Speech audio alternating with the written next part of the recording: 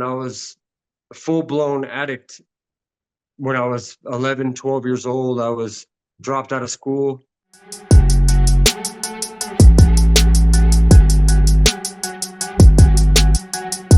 Where are you located? Nevada? Right on. Were you Yeah, born and Nevada. raised there? Born and raised in Vegas. Ended up going up to Reno, my third time out of prison until I relapsed and went back. And this is where I live now, sober and doing great. Love it, man. I love it. Yeah, it's super fantastic. What was it like growing up there? In Vegas? Yeah, Oh, it was bad. really. Yeah. Well, I mean, I had a decent neighborhood at first, but as drugs unraveled my entire family, uh, it got worse and worse, and I progressively went to worse neighborhoods until I'm, in the worst neighborhood you can get in Vegas, and then it was all bad. The darker side of the streets of Sin City, and it's all drugs and crime and gangs and violence and homicides and suicides and overdoses Mm. and so that's the side I ended up knowing more than the good side that there is. Yeah, that's wild. Were your parents around in your upbringing? My my parents were drugs kind of impacted my family prior to me ever even being here. My mom would visit my dad in prison with her pregnant with me in her stomach, Yeah. and she would visit him at the prison. And he got sober for a while, and he owned a car stereo company, and they would still have their little company parties, and they were together. There was like a semblance of normalcy that got away from all the addicts in my family and all the convicts. But um, I would drink. I would sneak into their company parties and grab alcohol, and so they were around for a little while. But my mom broke her back and started abusing painkillers. And with those painkillers came more drugs and then harder drugs. And my dad became a meth cook. And, my mom started selling herself. And naturally, that their relationship dissolved. And all of us kids kind of went our separate ways with each of them and with my grandma. And I went with my mom, and I was a full blown addict when I was 11, 12 years old. I was dropped out of school. I dropped out Where of did it school start? Where did the addiction start? Was it the with, alcohol with me or with them. well, with you? With me, my mom used to give me alcohol and stuff to put me to sleep, but she used it when she was pregnant. So maybe that's where it started, hereditary. But my first consumption, I was 8 years old, and it was alcohol at their company parties. And, soon after that, I mean, my uncles, my cousins, absolutely everybody in my family was strung out in and out of prison. And I naturally just drifted towards that lifestyle, seeing my parents always were overdosing, and I would steal pills from my mom, and I would steal meth from her. I would huff things, like it was all I really knew. And soon it went from experimenting to being a full-blown addict. And I'm not really sure where that line got crossed to from experimenting to, I mean, I was overdosing just like they were. I was in and out of hospitals. I was drinking too much. I was passing out. I was soon after that, I went to the streets, and I Mm. was living in the streets. And my mom had a lot of abusive boyfriends that would beat her up, and they were bikers, and I would feel so frail, because I was such a skinny kid that I couldn't do anything, and I was getting jumped in the streets, jumped for wearing the wrong colors. So I started carrying a firearm, and I learned how to steal food and how to steal clothes and how to survive in the streets. And before you knew it, I started doing time. I was about 12 years old. Whoa, that was your first time in custody? Yeah, for stealing cars and, a bunch of drug addict activity that I was doing at way too early of an age. Wow, man, that is holy cow, that's a lot to process. Where were your parents, like in their journey, did they even understand that you had gone down this path and become an addict or try to help? Like, where were they at? They were addicts too. Sure. You know, my dad was a meth cook, and he had some principles where he didn't want to sell me meth uh, because I'm his son and I'm a kid. But you know, he would be like, "I'm gonna leave it on the counter, and you whatever you do with it, you know, it's I'm turning my eye to it." My mom would get high with me, you know, and I was a kid, and I was sleeping with women in their 30s, like my mom's friends, and uh, they my mom is still my dad got sober, but my mom is still a full-blown addict. My brother, and my sister are strung out on fentanyl, homeless in Las Vegas, and just lost. You know, my mom has always been, as long as I've known, she's been a needle user. She injects coke, meth, heroin, all that into her neck. She's been full blown in her addiction too much to see anything outside of it. You know, I lost one of my sisters to heroin. She died while I was incarcerated. My cousin died while I was incarcerated. Many of my cousins are still incarcerated. But there was really, my grandma tried to help us, but she was one lady, you know, in a family of addicts that couldn't be reached. Dang, bro, that's intense. What was your parents? I mean, did they get together as drug addicts and it just became more and more toxic, or what was their story? I'm not really sure too much. I know that my dad came from a background, like his dad was an alcoholic, but he was a police officer, you know. Um, and his mom was normal. But my mom's side of the family, I know her dad, my grandpa, is the first person I found unalive, not alive from drugs. I found him when I was a boy. He was a Native American. Uh, and I walked in, and he had a needle in his arm and a bottle in his hand. Uh, you know, he died from addiction. I don't know how my parents met, but I know that my mom comes from an entire family of addicts and convicted felons and people that have been in and out of prison. Even my grandpa was in and out of prison. And I'm not sure exactly how they met. I know that my dad was in prison when my mom was pregnant with me, but he got his life together.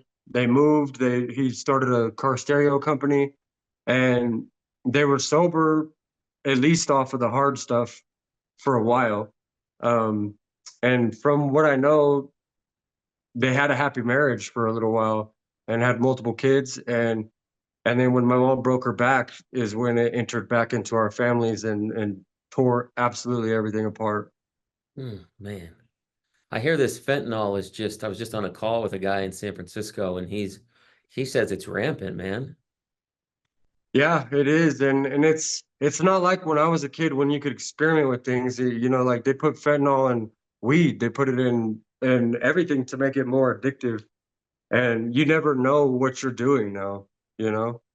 That's what I hear. And I also hear like the dosage is like basically just enough to kill you on your first round. Yeah. Unfortunately, I have a lot of friends who have overdosed, and a lot of loved ones, and people who get out of prison. You know, I just had a friend within the last month who got out of prison. He was doing good for a minute. He relapsed, and there was fentanyl in it, and him and his girlfriend both overdosed. And just like that, you know, I got friends that they relapse and they never come back. Man, wow, so sad. So you're 12 years old and that's your first time in custody. Do you remember like what was that experience? Did you stay for a little while? Who got you out? My grandma got me out a couple times because in the juvenile system in Nevada, to get out, your guardian can come pick you up. As long as it's somebody who's over 18, they can come pick you up. But after a while, they don't let you just keep getting out. So I would be back in, and I went back, and I mean, juvenile was, you'd be on 23-hour lockdowns, sometimes 24-hour lockdowns. You know, you're fighting. We're kids. All of us are fighting in there, and they're locking us in our cells, and you couldn't have anything in your cell. I remember one time I got in trouble for trying to sneak a pocket Bible into my cell so that I had something to read. And I got in trouble for that. You couldn't have books, magazines, like you literally had nothing in your cell. And my mom would actually smuggle me in pills, opiates in her bra, and so that I could take them and try to sleep off some of those hours. I realize now it was not something a mother should be doing, but at the time I was an addict, and that's all I wanted to do was just escape from where I was at. And I went to Spring Mountain Youth Center, uh, and Caliente Youth Center. As a juvenile, I ended up doing 4 years. So I was in and out. I would get out and I would do good for a brief period of time, but my environment would pull me back into the life that I knew. And so I was in and out of institutions, and unfortunately that followed me to my adult life. And it was that cycle that I was trapped in, drugs and crime and going back. And, as an adult, I did 4 years, 2 years, 4 years, and 8.5 years. So I've done a total of 22 years incarcerated, and that's where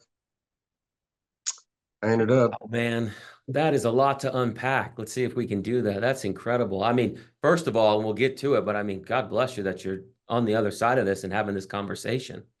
Yeah, thank you.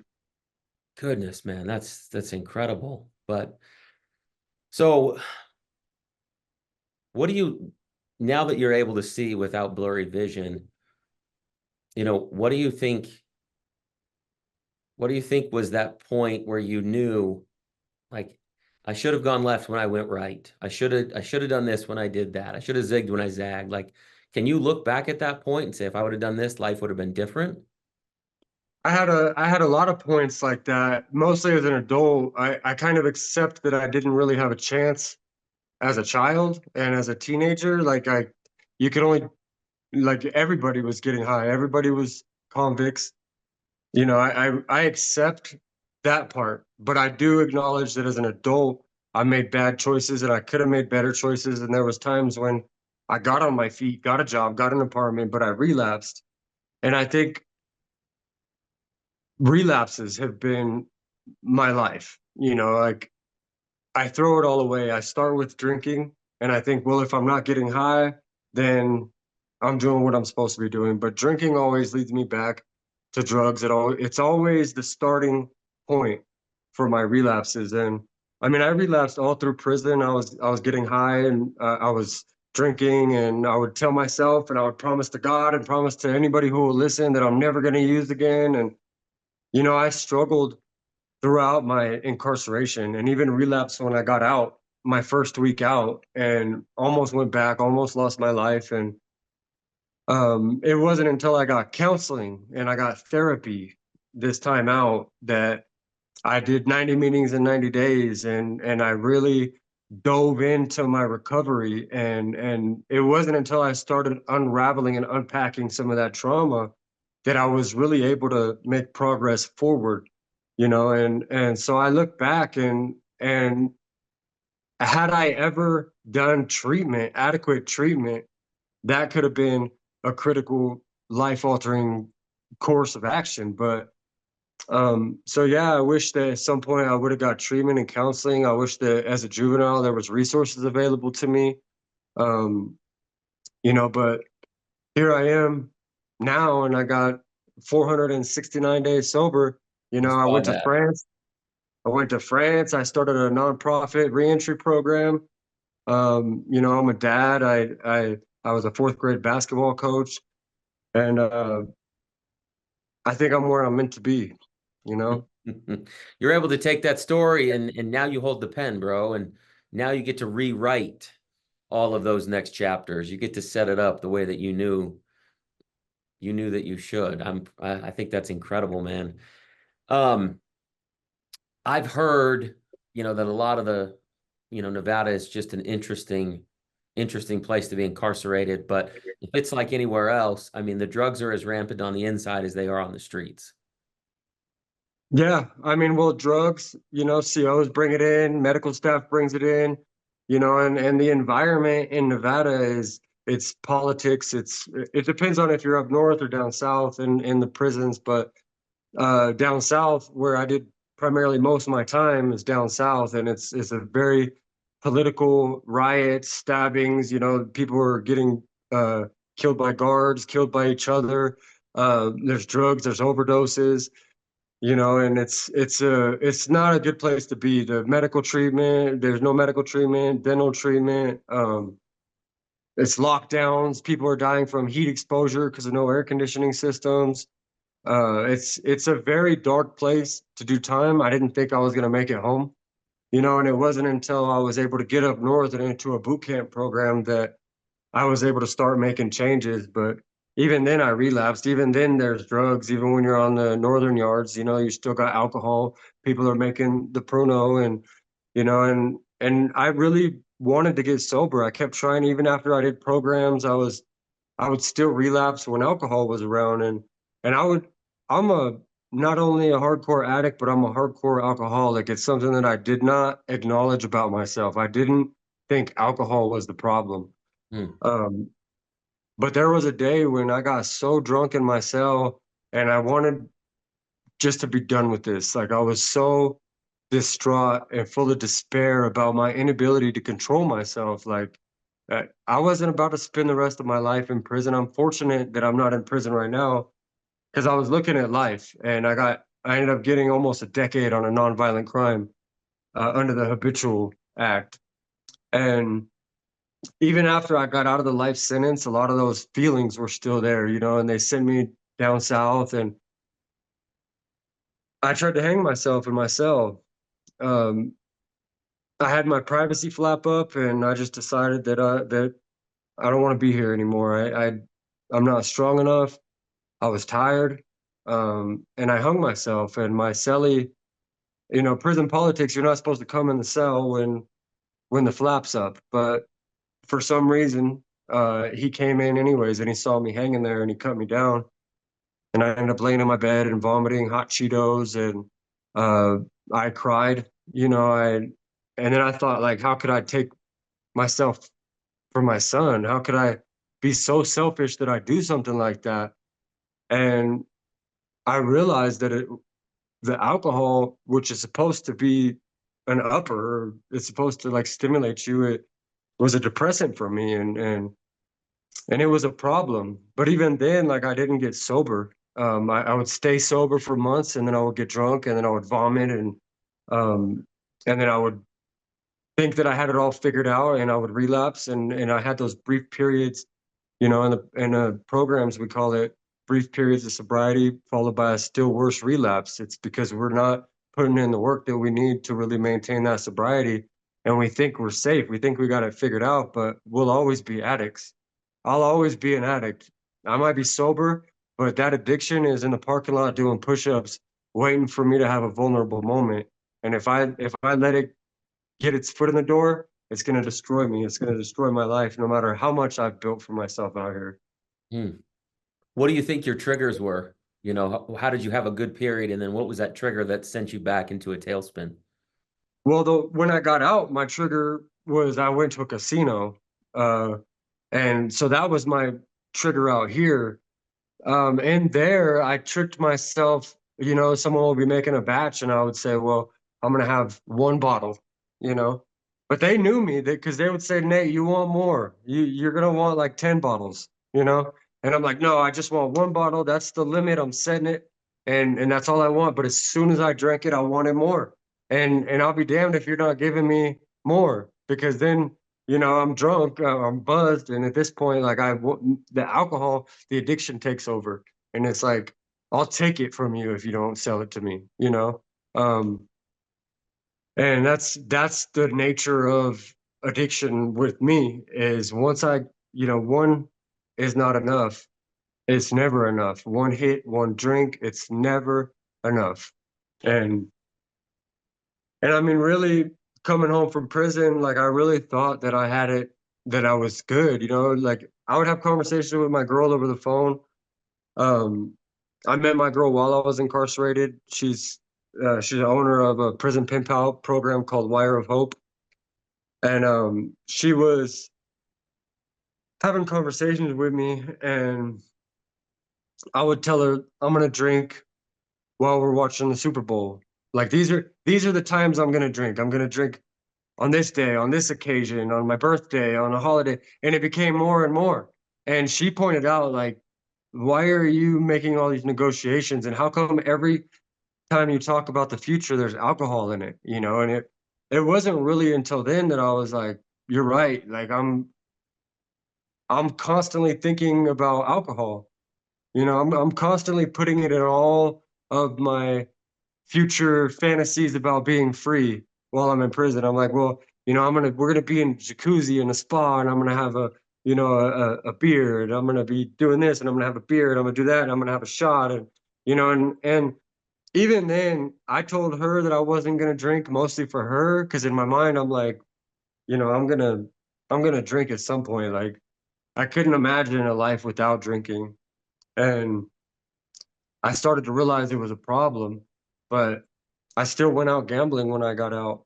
And when I was gambling, the cocktail waitress came around and I tricked myself into believing, you know, you just got out of prison, you deserve to celebrate your Mm, release, you know, and I was doing AA meetings, but I wasn't speaking in them. I didn't get a sponsor. I was kind of just there because people wanted me there, you know, and that relapse, man, it went from 1 beer to 2 beers to a bottle of gin to some meth, and I disappeared for 2 days, stopped going to work, and my girlfriend, uh, fortunately drove around looking for me because she talked to some of my old friends, and they were like, "If he relapsed, he's at a hotel, a motel, or a casino."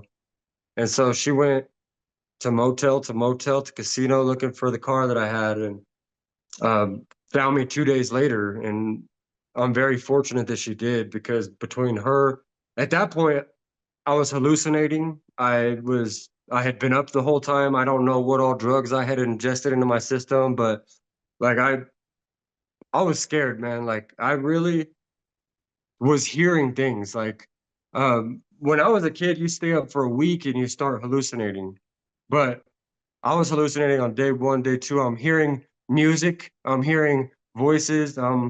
Uh, she said when she found me that I looked like a zombie.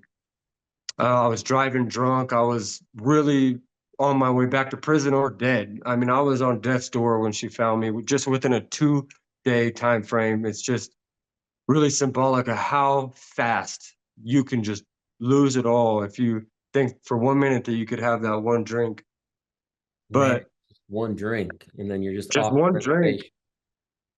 Yeah, there's no off button for an addict like me. There's no one drink. There's no one hit, Did you have and to I'm very rewire your brain? Did you have to like rewire your thinking to say, like, I can't even get to that place or I don't even want it? Like, how did you rewire that? you know, I never learned how to live a sober life outside of prison. I had to grieve the loss of alcohol. I had to come to terms with the fact that I can never drink again. And part of it was sad. Like it's like being in a relationship with like an abusive narcissist. You know, they treat you like crap, but you just go back thinking it'll be different. It'll be different. And and even though it treated me like crap, I was sick all the time. I threw away everything, you know, whether it be drugs or alcohol. I was constantly in a state of no matter how good you start, you're going to end up in a state of poverty and stealing and manipulating and this it's going to pull you back fully into that lifestyle. And I really had to come to terms with the fact that I could never drink again. And I agreed. My support system and my girl were like, look, you're gonna throw away your life. I'm literally on my last chance at life, and I almost threw it away. Like I said, I did almost a decade on a nonviolent crime because I'm a habitual. I would have got life had I not been fortunate enough for somebody to pay $25,000 to an attorney just to get me an 8 to 20 on a nonviolent crime. And so I'm literally on my last chance out here, and I almost threw it away. And they got me an apartment when I got out. I was fully set up with a job and everything. I had everything ready for me when I got out. And they were like, "Look, we're not gonna give up on you. We stuck by you this long, but you're gonna have to agree to some things." And I agreed to not only doing the 90 meetings in 90 days, but getting a sponsor, actually working the steps. I agreed to a therapist. And you know, I had various UAs. They gave me UAs once a month, and there was a lot of requirements to them continuing to support me. And I realized, like, once I started doing therapy, how much I was carrying, you know, what all was there from that I was just harboring. And I never learned how to live outside of prison. So I came home institutionalized with PTSD. I still have intense PTSD. I have nightmares. I'm in prisons. I'm in solitary confinement. I'm in riots. I have various nightmares. My dreams didn't used to be violent, and they didn't used to be about prison, but now that's the dreams that I have, and I wake up sweating, and you know, my PTSD, I'm always on edge, ready for anything. But the difference out here in the world is you don't know where all the threats are coming from because you're in a grocery store and there's 100 people in there and everybody's moving fast. But in prison, everybody's where they're supposed to be when they're supposed to be there. You're with your people and you know where any threat's coming from. And so coming home with that kind of anxiety and that PTSD and adapting, learning how to use phones, learning how to pay bills, learning how to use the internet, everything is smart TV, smart car. I still don't know what the buttons in my car do. Like I have all these buttons in my car. I don't know what they do, but um, adapting to this new life as it progresses, like I love it. I love my sobriety. I love being a dad. I love teaching him right from wrong. I love traveling. We're leaving on Friday and we're heading to Utah is our starting point. And we're going to Bryce Canyon. And after that, we're gonna go wherever the map takes us. We're gonna look on the map and like that's life, that's freedom, being a dad, um, giving my son Christmas and Easter. And these kind of things I would not have if I was not sober. If I was not sober, I wouldn't be free. I would be back in prison for the rest of my life or dead. And so for me, I am still rewiring my brain. I I talked myself out of a lot of things and I've been trying to live by the motto of like just do it, like Nike, just do it. I think that I could talk myself out of public speaking, interviews, no matter what it is. Like if I let myself get in my way, I will. And but as I go speak at the legislature, I try to uh, testify about my experience with the system from a juvenile to now, the unconstitutional conditions in the prisons, the way that our prisons are and how it's designed for us to fail when we get out. They don't give us jobs, they don't give us housing, they don't we got all these barriers in our way to succeed. And the more I go up there, I speak to legislators, I speak to groups, I speak to crowds, um, and I'm starting to realize who I was meant to be. And I'm realizing that like all my pain has a purpose. I'm supposed to be where I am so that I can help people, so that I can mentor addicts and I can reach out to the homeless and I can speak with lawmakers about my personal experience and I could start this reentry program and help people when they come home. And I can go down there and talk to all the homeless youth downtown and show them, look, there's another way, and everything that you think is cool right now is not cool. This is the reality of prison. This is the reality of addiction. And had I had somebody like that when I was a kid, maybe it would be a different story for me. Yeah, bro, it's powerful to be able to use your mess and turn it into a message, and that's exactly what you're doing. Absolutely. How do you find out, how do you find your relationship with your family now? I mean, obviously there's still a lot of addicts, so I assume that you kind of keep to yourself, right? Yeah, well, I'm in another city and I created a new family out here. Good. I talked to my mom, but like I said, they're homeless in Vegas. I try to send them money, but I know a lot of times it's what it's going for because I'm an addict and you can't run game on someone who's been there, and I'll still be like, here's 20 bucks, because they give me I'm starving and they're homeless. So I know they're starving, but are you going to go get food or are you going to go get heroin? You know? And so I kind of distance myself. Like I said, I have a sponsor and I have a whole recovery community and I go to them for advice before I have to save myself. I have to put my oxygen mask on and before I could save anybody else on this plane. And I know that there's certain people that you can't save, and my mom and brother and sister, I mean, they are so lost, and I still pray that there's a way for them to somehow make it out. But I've also come to grips with it might not happen. You know, it's likely that it's not going to happen. All they care about is fentanyl. My dad did get sober. After his last time in prison, he turned his life over to God, and he doesn't even cuss anymore.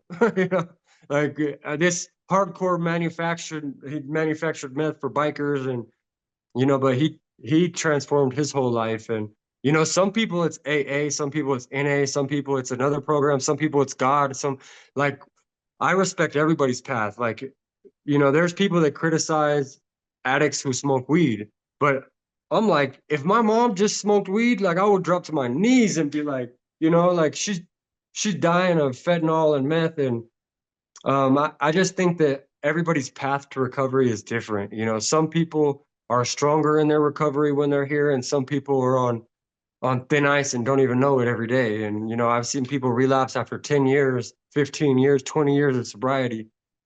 So it's about rewiring your brain, but never losing perspective, you Mm. know, that I'm never going to be strong enough to have another drink of alcohol.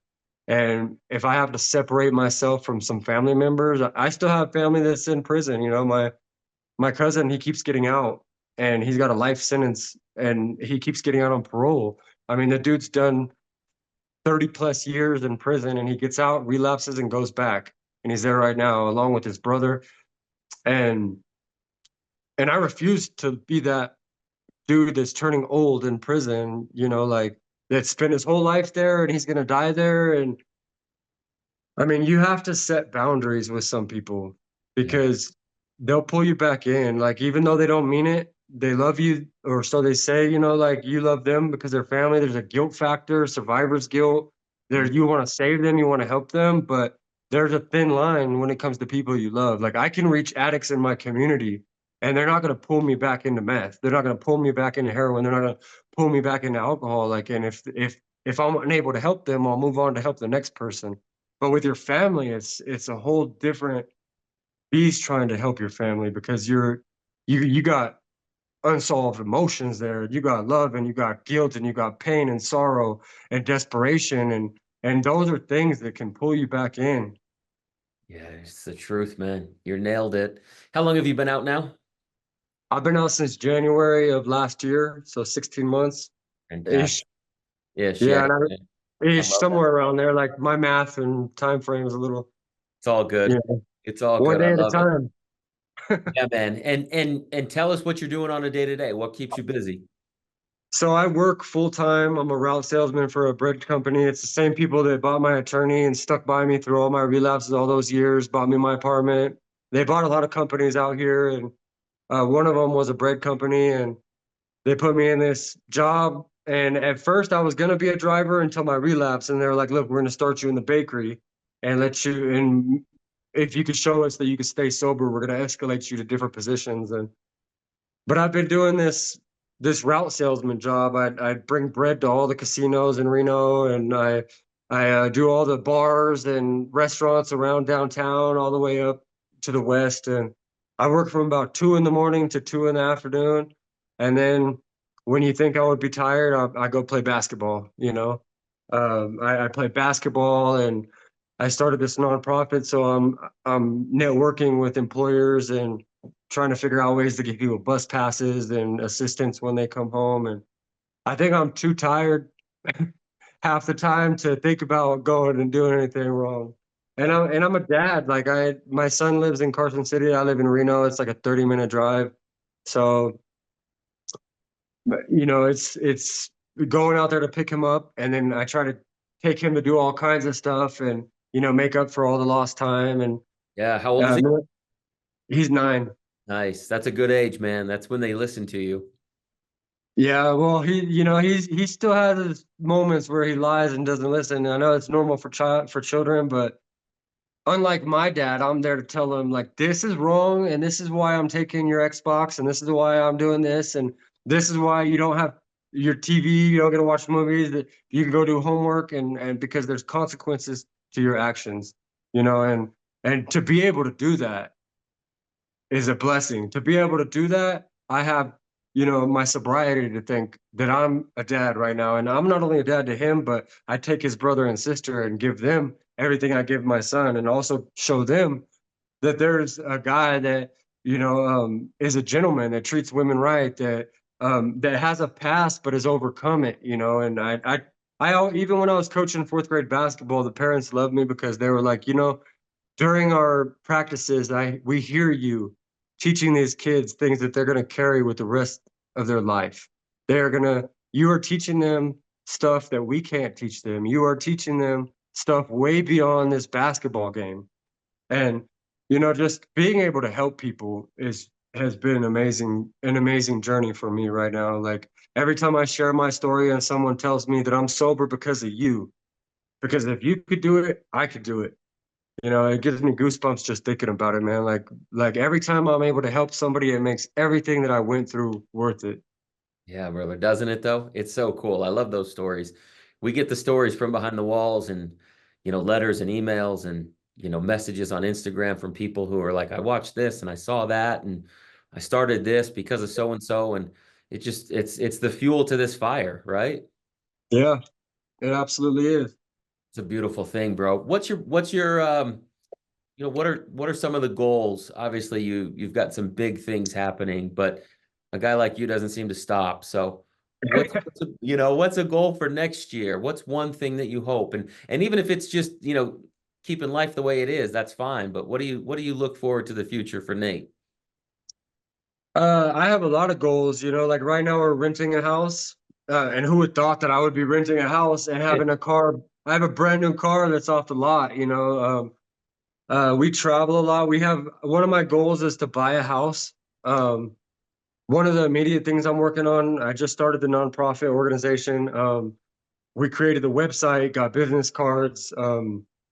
There's a lot of steps into that, obviously, with the getting it finalized as a nonprofit. What do I got to do to get this thing off the ground? So, what I would really like is to have, at least 25 people by next year, that I have helped get a job and housing, and to stay out of prison and to stay away from addiction. Like if I could just help one person right now, like that's, but by next year, I want to have this thing really off the ground to where I'm helping, because, there's a lot of advocacy groups that speak on prison changes and the system, and I'm up there with them telling my story.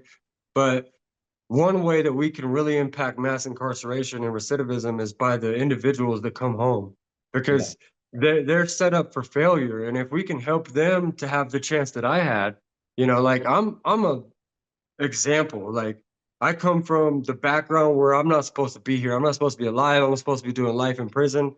I should have died in prison by all means. Like I made it through some things in life, in prison, on the streets, where I tell people, and even my girl, she's like, when I first started talking to you, some of your stories are out of this world. Like she's French. She comes from France. She comes from a better background. So she doesn't really understand the streets and everything that I was living anyways. But some of it is like some of the things that I've survived.